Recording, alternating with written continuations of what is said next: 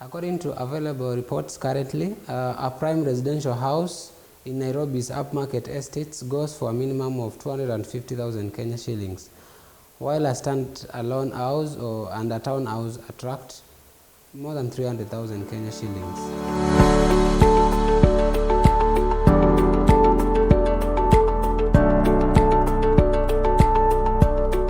In several areas, more of these houses are coming up, and supply is overcoming demand. High-end and leisure residential segments like Karen, Lavington, and Runda might still be safe from these threats of a possible bubble burst because such developments are still not as common as those targeting the middle and upper middle classes, and also partly because most of these developments attract expatriates, and sometimes it takes time to get such clients, and such neighborhoods attracts rents of over 300,000 Kenya shillings per month on average.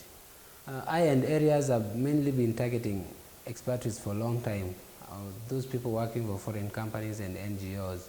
The fact that there are rumors that the country is really pressuring thousands of expatriates and NGO workers with those kind of rents.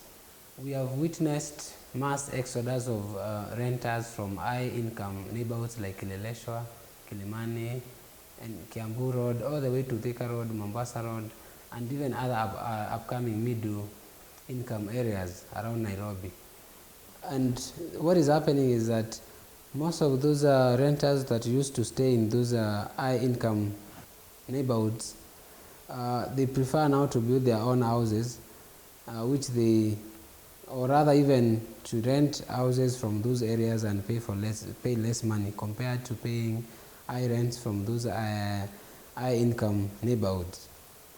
An example is a situation whereby instead of paying a rent of 80,000 Kenya shillings for a 3-bedroom apartment in Kilimani, a prudent person, they are now going for a 5-bedroom bungalow or even a mansionette with a servant quarter in an area like Mombasa Road or even Garden Estate, where they can get the same house at the same amount but with more facilities. Like, for example, you get a house with a servant quarter is even bigger in terms of the bedrooms on the same price, and also you get a garden or those kind of benefits. So you find the market is shifting. They prefer to get a house that has more benefits than merely getting a house in the leafy suburbs.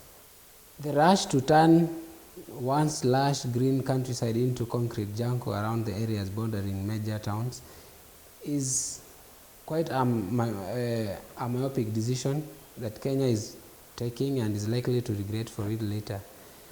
Historically, trade, agriculture, and other economic activities are actually the ones that used to support the economy. But now what is turning out is that people are bringing up buildings everywhere, clearing forest to kind of come up with building, which is not a wise decision compared to because when you look at the economy in general, there's more things to do than just putting up buildings almost everywhere.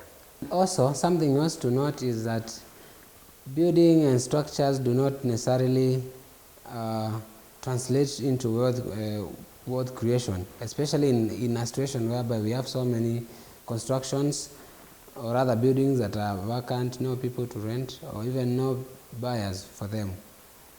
Thousands of acres of coffee trees in Kiambu town have been brought down to give way for buildings, which is now occupy almost every space. And as we know, an area like Kiambu used to be Nairobi's bread basket. It used to supply the city with potatoes, vegetables, cassava, and all those other agricultural products. So now when all these areas are being kind of cleared to kind of put up buildings, it is not really transforming into positive economy, so to say, especially when those buildings that are coming up don't really have economic sense in them, such that they remain vacant, they are not bought, and it's this back and forth thing. And just like investors in Nairobi Stock Exchange, who lost billions of shillings some years ago, the current property owners will certainly not realize full returns of their investments.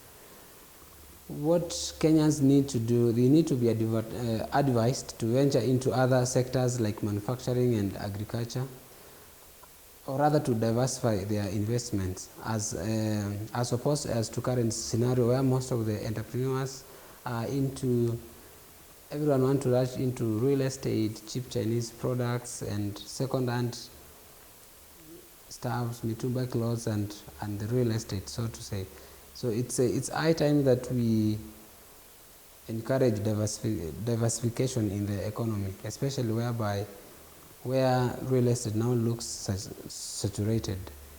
Thank you so much for watching this video. We are still on this episode of this series of the property market and whether it's a bubble about to burst or not. So come back for the next videos to discuss more on this topic.